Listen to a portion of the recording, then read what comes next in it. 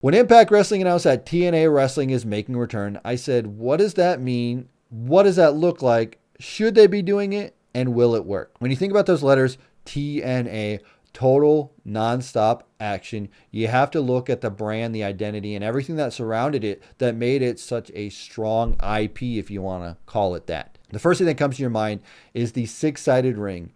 And that definitely set them apart. Yes, they had the four-sided ring. Then they went to six sides. And they went back to four sides when Hogan came in. Terrible decision. Terrible decision. Just puts a bad taste in my mouth just thinking about it. From what I've heard is the six-sided ring was a nightmare to work in. And they won't be bringing that back in the new version of TNA. So that really stinks. But if they want to talk about the identity of what TNA was, that six-sided ring was there. Second thing you want to talk about is that X Division. The X Division was definitely something that set them apart from everything else in wrestling. Where WCW had the cruiserweights, they had the X Division where it wasn't about weight limits. So it wasn't how much you weighed, but it was about no limits. And when you get that X Division out there, you could do a couple things. You could make it just like the cruiserweight division, or you could take it serious, give it time, and even main event some of the matches. And that is what they did. With that came the Ultimate X match, which is a great concept that they still use today. And that was amazing. So the Ultimate X, the X Division, all that was one of those true identities for TNA. And you still think of TNA, you still think of that X Division. Another thing that set them apart was their divisions. We talked about the X Division, but you talk about the main event scene where you had Kurt Angle, Sting, Jeff Jarrett, Monty Brown, Abyss, all these guys, AJ Styles. There's a list that goes on and on and on of great wrestlers that came in and out of the company, but the main event Mafia, wow. What an amazing group of guys. Believe they had the main event Mafia, all of them at one time? That's crazy. That's insane. But that main event scene was fantastic. Also the Knockouts division, where WWE was doing the Divas thing. They had the Knockouts division, giving those women time again, making it very serious, giving them the length to wrestle, put on those matches that would stand the test against any match on the card. There was times where the Knockouts match was the best match on the card. And that's something you can't say about a lot of companies, because women's wrestling is hard to book sometimes, but they were doing it and they were letting these girls go out there and shine. I mean, you think of Gail Kim and Awesome Kong. I mean, that's one of the hugest rivalries of all time in TNA wrestling, and that really set them apart. Another thing, their tag team division was unmatched. Beer Money, Motor City Machine Guns, two of the best teams ever. Beer Money, to me, probably the best team that ever went through TNA. You had Triple X, Team Canada. AJ Styles did a number of tag teams. There's a lot of teams that came in and out. 3 Live Crew, whether you like them or not, they were a staple there. The Disciples of the New Church, crazy team back in the day. But there was teams that came in and out, and they really did focus on that tag team wrestling, and they gave them time. They made it important. They main evented the matches. The matches were just awesome. And that's just the thing I'm just mentioning here is their divisions were all clear set out.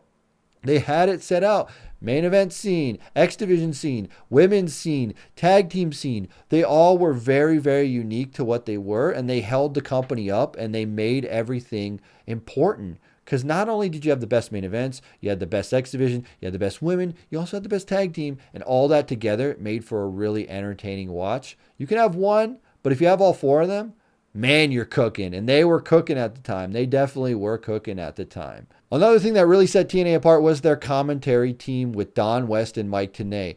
They were the voice of the company. When you hear them, they were selling you the product and you believed in it. There was one other guy that I would say was selling the product as good as they were, as like the face of the company, that would be, okay, this guy really is the face of the company. And that was Joey Styles in ECW. He was the voice of the company. He was the flag bearer, if you will, that would say, this is ECW. ECW is the best, and you have to watch this product. And that was Don West and Mike Tenay. They were the flag bearers of TNA Wrestling.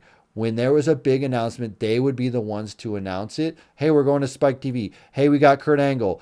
Oh my gosh, this is awesome. They would stand up and high five. We love TNA. This company is awesome. And you believed it, man. You believed that they loved this place. They were trying to build this company up, and they were the voice of it. And it was fantastic, and I love them for it. So those are all the things that I really think about when I think of TNA Wrestling and what really set them apart. I mean, you can talk about the stacked roster of guys that they've had through the entire company. Like I said, the main event Mafia, you had Kurt Angle, Scott Steiner, Booker T, Jeff Jarrett, AJ Styles, Samoa Joe, Team Canada, Christopher Daniels, Motor City Machine Guns, LAX. There's a list that goes on and on and on and on and on. Beer Money, the women, the knockouts, Gail Kim, Awesome Kong, Taryn Terrell. Just so many great names. The beautiful people. I could go on and on and on. Abyss, and I am going on and on. But that roster is just fantastic. And the people that came in and came out were so good. And you could tell when you see them in other places, you go, yeah, that's TNA. You see a guy like Jeff Jarrett and what he's doing in AEW, that's like the TNA stuff he was doing. And it still shows that Jeff Jarrett can still go today.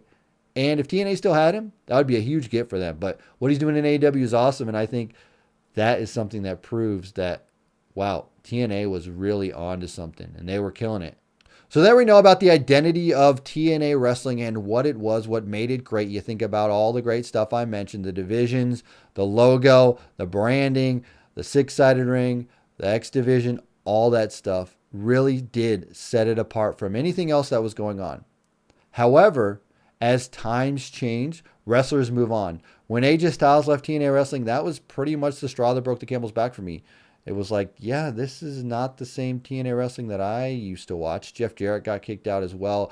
They went through an identity crisis for a while. They went to GFW and they did a GFW Impact Wrestling feud for a while. Then they went to Impact Wrestling with Anthem. Billy Corgan came in for a hot minute. Then they went back to Impact Wrestling. But wrestling has changed since TNA Wrestling. And you think about it, the X Division is probably the style that wrestling is now. When you think about independent wrestling, a lot of that X Division style is just the way the industry moved. You don't really have a unique X Division in TNA Wrestling because a lot of those really good wrestlers are just really good wrestlers. And that's how it is now. That's just how wrestling is. They've gone away from the slow giants who are doing those main events to like really good wrestling. And if you want to be in that main event level, you got to be a really good wrestler. And that is sort of that X Division style.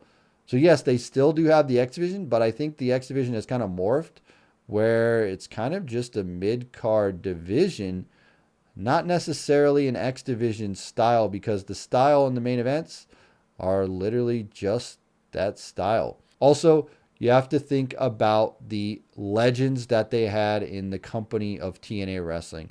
Sting literally helped build that company up. He went to AEW now, and he was killing it over there. He's about to have his final run in AEW and retire, I think, from wrestling altogether. But Sting was still a viable guy for them, and legends were huge for them. Just getting legends that will help build that identity up, get people to watch the product, because when you think about it, you got to get the casual people to watch the product, and the legends are getting those casual people to come, because whether you like it or not, you see a guy like Sting and you're like, I remember that guy.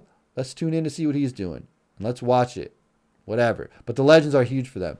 Again, I think a huge thing for them in the early TNA days and even into TNA Wrestling when they were cooking it with the Main Event Mafia was all those divisions that were working for them. Tag team, women's, knockouts, their X Division, and then the main event scene was all just very, very well thought out. And I think that really set them apart. And they just need to keep doing that and build that up in the new TNA Wrestling. So then you ask the question, is this going to work? If all they're going to do is change the branding and slap the TNA logo back on there, it's not going to work for them. Naming it TNA Wrestling doesn't bring back the magic that you remember. You remember TNA for Jeff Jarrett, AJ Styles, Samoa Joe, Christopher Daniels, Team Canada, Petey Williams, Gail Kim, Awesome Kong, Taryn Terrell, Beautiful People, Team 3D. List goes on and on and on and on. Beer Money and Six Sides of Steel, Ultimate X Match, Monsters Ball. Crazy, right? You think about that? That's crazy. If they just slap the TNA logo on there and they don't bring back some of that magic, that's where you're going to get lost. I think the biggest thing that they can do is pander to the nostalgia of TNA. Listen to your audience. The TNA audience was rabid. They were hardcore. There was a point when TNA didn't have a television deal. They were just uploading their videos online and people would download them, use Real Player to watch them. The audience was still there. They were still in the arena watching the show. They didn't have a TV deal and people loved it. That's the thing. You have to tap into what that nostalgia TNA fan is. You think about it, they're all grown up now. And they love their nostalgia. If they can somehow get some of that energy back, some of that huxpah, as you would like to say, and really just tap into what they were, I think that's going to work huge for them. The biggest issue that I have right now with TNA Wrestling coming back is that AEW exists. And AEW is doing a lot of the things that set TNA apart. They're having really good matches in a style that's car crash-esque, with some really great divisions, with some really great wrestlers, some really awesome main events, and a lot of television and a lot of credibility there. As we know, they just went to Wembley Stadium in London and did that. So they're huge. They got a huge international market, and that really does take a lot away from TNA Impact Wrestling. But if TNA can get that goodwill back, and they can make people believe again, and they can do some of the things that made them very, very strong back in the day, then they're going to be a company that people are going to look at and go, okay, I'm going to watch. Because you have one chance to make a good first impression.